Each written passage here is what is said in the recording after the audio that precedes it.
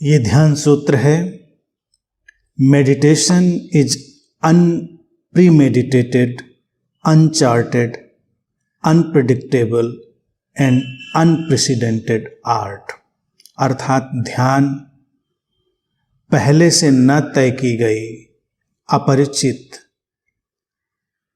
अपरिभाषित, जिसकी भविष्यवाणी न की जा सके और अपूर्व कला है।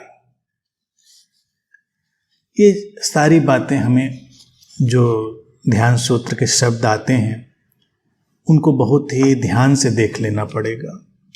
और बहुत ही ये रोचक बात भी है जब ध्यान सूत्र कहता है अनप्रीमेडिटेटेड, यानी कि जिसके बारे में पहले से सोचा नहीं गया है वो कला है। और अनचार्टेड जो अपरिचित है, अनप्रिडिक्टेबल जिसकी भविष्यवाणी नहीं की जा सकती कि क्या होगा, उसका क्या परिणाम होगा, और अनप्रेसिडेंटेड अपूर्व, यानी कि ऐसा पहले नहीं हुआ। ये सारी बातें ध्यान के पूरे स्वरूप को हमारे सामने रखती हैं। क्योंकि आम तौर से जब ध्यान में कोई व्यक्ति जाता है तो जो वो चूक करता है वो यही चूक होती है कि उसको सब पहले से पता कर लेना होता है ध्यान के बारे में।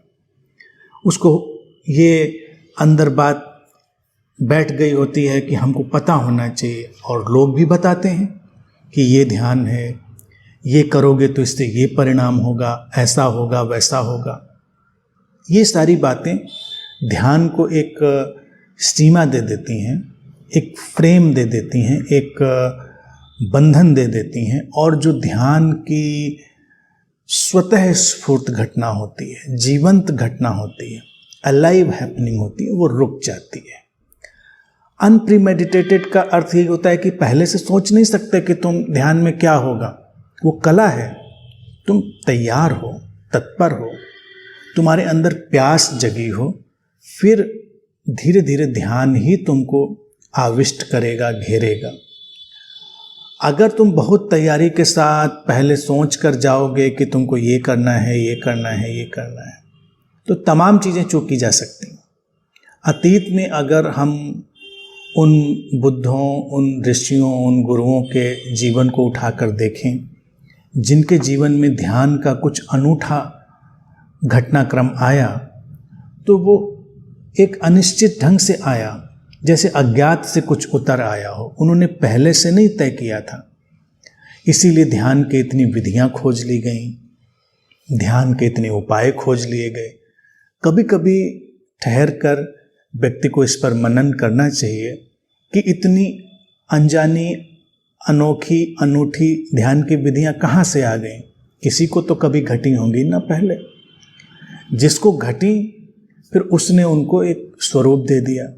हाँ, कभी कभी वो सहयोगी होता है, ऐसा नहीं कि वो सहयोगी नहीं होता है ध्यान विधियों का जो प्राचीन सारा स्वरूप है, लेकिन वास्तविक ध्यान जो हमारे जीवन को पूरी तरह बदल के रखता है, एक जीवंत ध्यान, उसके लिए कोई पूर्व निर्धारित मानचित्र हमारे पास ना हो, ये उचित है।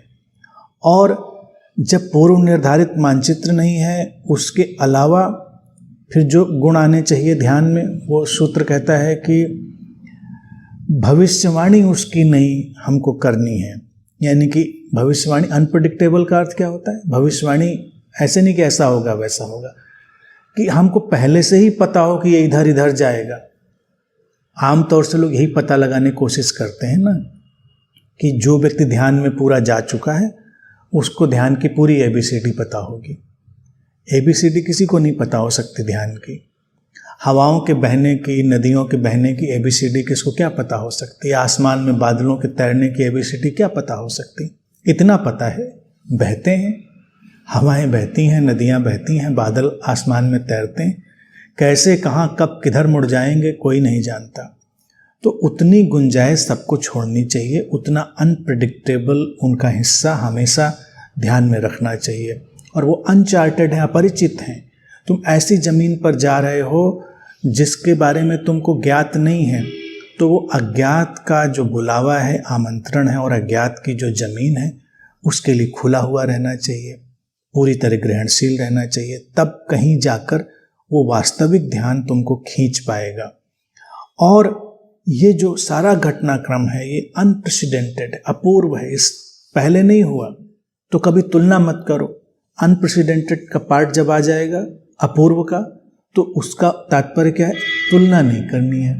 पहले किसी को क्या हुआ, या तुम्हारे साथ जो यात्रा कर रहा है सहयात्री उसको क्या हुआ,